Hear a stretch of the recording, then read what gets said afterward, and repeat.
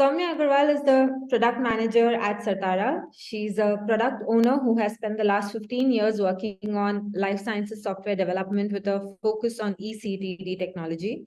She's a customer-focused professional with expertise in the area of quality and validation management, SDLC management, requirements gathering, and UI/UX design. In addition to Somya's extensive software experience, she has worked with numerous health authorities to help define, build, and implement solutions that assist in the overall submission process. Somya has held positions at Certara, Synchrogenix, and HCL Technologies, where she has demonstrated strong leadership skills and taken various technology innovations to completion. All right. Thank you, Rashmi, for the introduction. Good morning, good evening, and good afternoon, depending on where you're attending this session from. As Rashmi just said, my name is Somya Agarwal, and I'm product owner for Global Summit here at Certara. And today, I'll be discussing some of the challenges that we face as an industry for eCTD submissions and how we can overcome those. So for my agenda for today, we're going to discuss the challenges. I'm going to demonstrate some of the solutions which technologies like Global Summit can help you with. And then I'll definitely be happy to answer any Q&A that might be there. So as we all know, are you able to see everything here, Rashmi? Yes, challenges eCTD. Okay. Okay. All right. Cool. So as we all know that when it comes to submitting to different agencies, mostly the challenges that we face are about being compliant. Are we following the latest validation criteria? And how every regulatory agency is having their unique requirements, which adds to the complexity for us as an industry and how we have to adhere to them. We have to make sure that we are not having any compliance issues. We are not having a risk of rejection. We are doing our risk analysis correctly. So along the same lines today, I'm going to use some of the examples of the problems that we face and also how technology can help us to solve some of those. So the first one that we hear from a lot of our partners in pharmaceuticals is there are these multiple regions that they want to submit to and acquire a marketplace in for their drug. But that means they need to adhere to different regional requirements. And the problem that arises there is copying that data over different regions in the eCTD structure and also like mapping the documents for consistencies and making sure that everything is aligning for each region and submitting to that different market that they're trying to target. Here at Global Summit, we have a feature called cloning, which solves that problem and makes submitting to multiple regions easier for you. And how that's done is you either can clone the current state, which means like any life cycle that happened within your submission, you can just have your current documents cloned, or you can clone your sequence or submission that you want in your new application. And that just copies the files for you between regions, but it's just not a copy. It's mapping the documents how it's needed in the region that you are selecting. So for example, you're going from US to EU and you want to submit to both regions. You can, when you choose EU, all your STFs become your node extensions. So your study tagging files are automatically mapped to be node extensions. So 80 to 90% of your submission gets ready within a couple of minutes. with simple clicks, and you don't have to spend the time to create a submission for EU from scratch and you can submit to an European agency uh, much quicker because of having a submission that's already in a pretty ready state and 80 to 90% done, and you just need to have your regional information added in. Uh, So that's how we can easily solve this problem of submitting to multiple regions and have some time saving along the lines. The next one is case report forms. So case report forms are usually not that talked about as a problem, but I think this is a great example where we spend a lot of time because there are studies done across a lot of sites, and depending on your drug site, there might be thousands to hundreds and thousands, as we have seen in um, submissions across over years.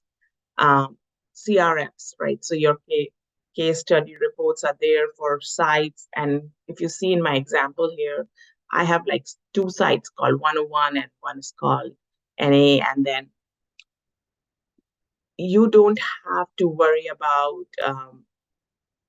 mapping the site ID and then having the correct CRFs.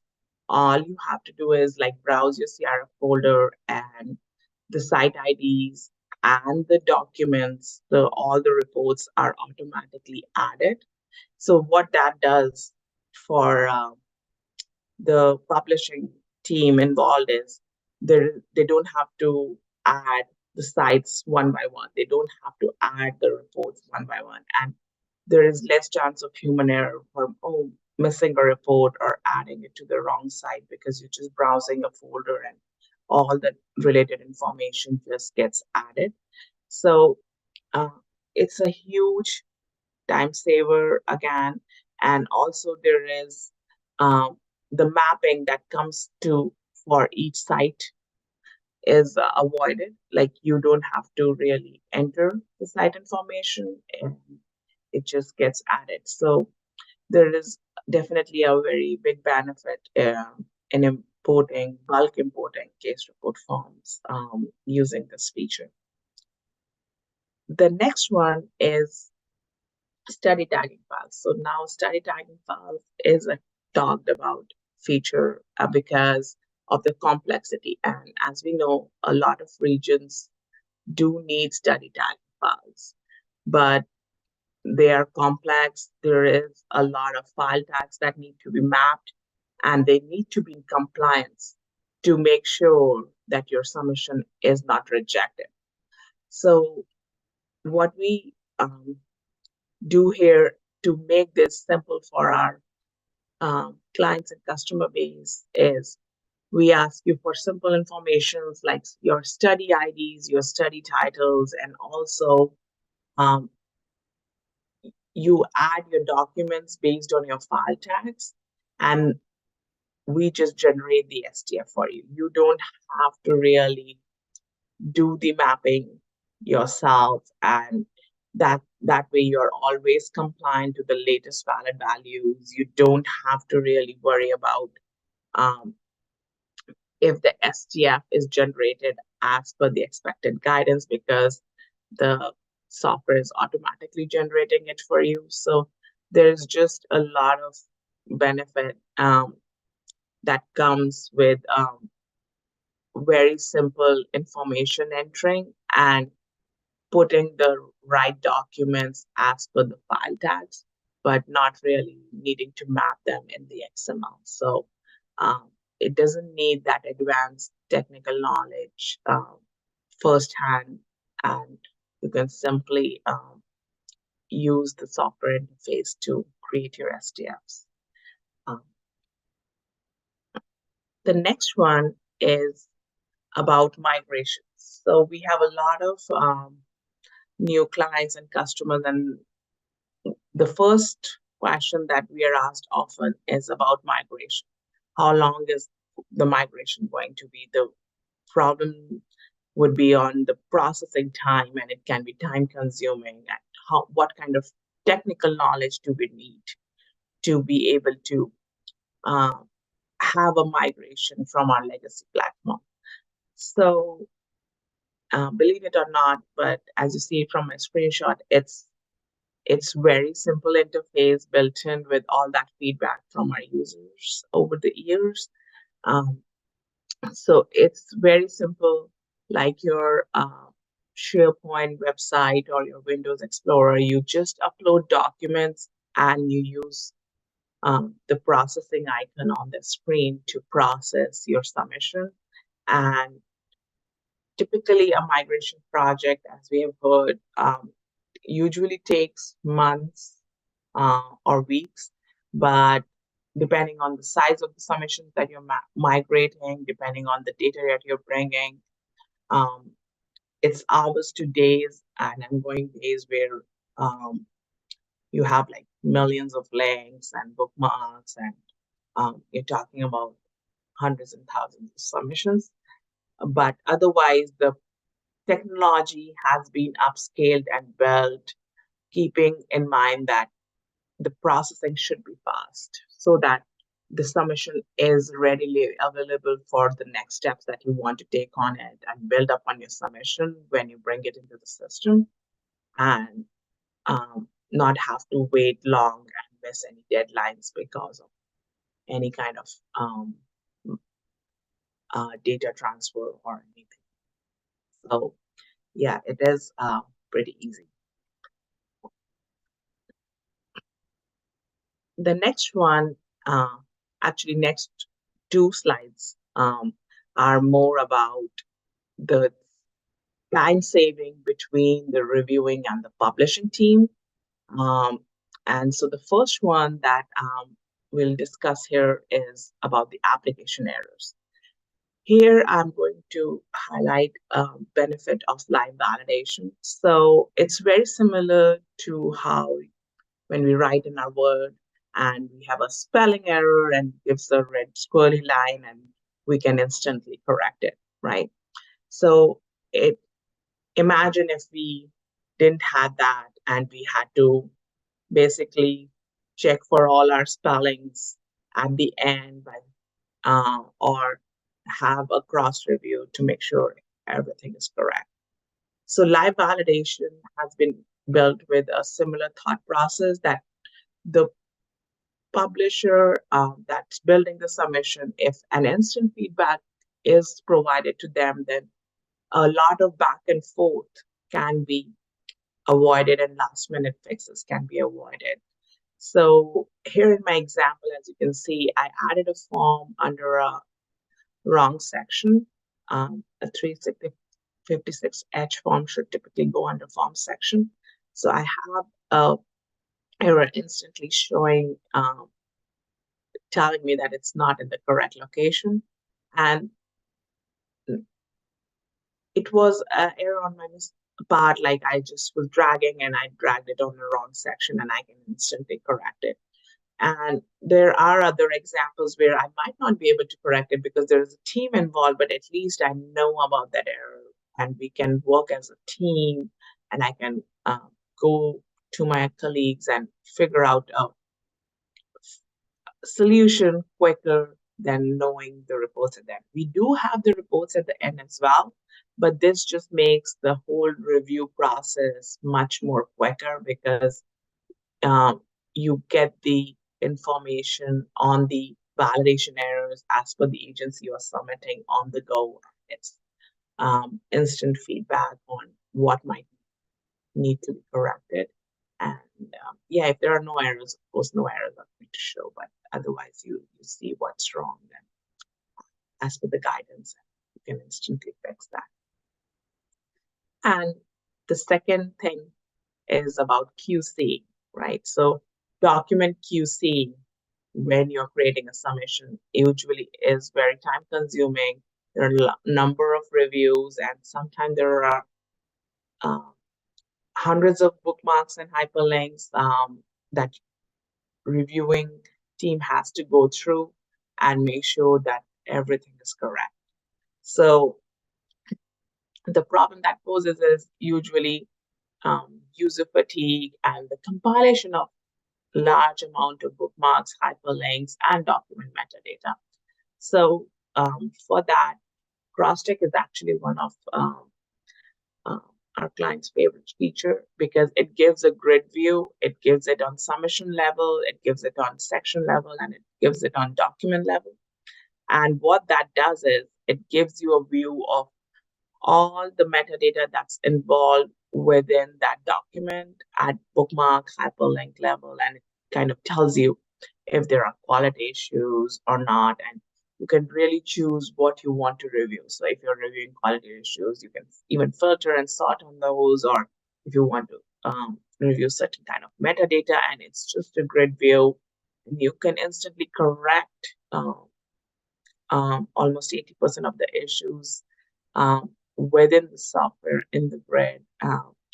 And you see what your source's destination is without even clicking back and forth between the documents. So it just becomes very easy, and you don't have to do a lot of back and forth. And also between reviewing and publishing team, it saves a lot of time because you can take a quick glance on what you build before you submit to a reviewing team and fix any obvious issues uh, rather than waiting for a feedback cycle to happen. So overall, it cuts down on your submission building time a lot and helps you build a more compliant submission.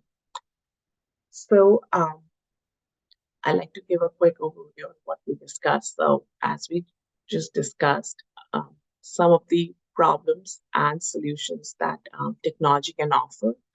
So 80% of the time is actually spent compiling eCTD submission, and we here at Global Summit using Publish are definitely trying to streamline that process by giving you validation errors in real time. You can do multiple document uploads, update bookmarks and hyperlinks for any corrections that need to happen. And the processing is within minutes. So when you publish a submission, it's within minutes, readily available for your review. So it just helps in the overall submission lifecycle and also saves a lot of time. And being web-based, it also gives you access on the go to do a lot of things that you need to do, especially like reviews. That's where I think it's most used on the go. So yeah. And my last slide is actually about Certara and how Global Summit is playing a role here. So I'll just quickly go through Certara's mission and vision. So Certara is accelerating medicines to the patients by providing an end-to-end platform, and Global Summit comes towards very end of the life cycle here, where you're really having all those clinical studies done and all those regional information and everything collected and building a submission where you have to follow the guidance of certain sort depending on the agency.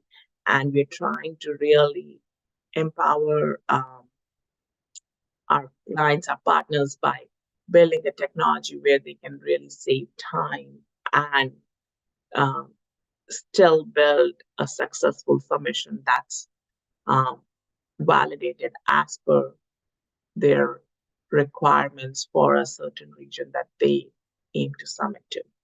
So that's all I have for today, and I'll open the floor. Thank you. Thank you so much, Soumya, for the insights on our product Global Summit.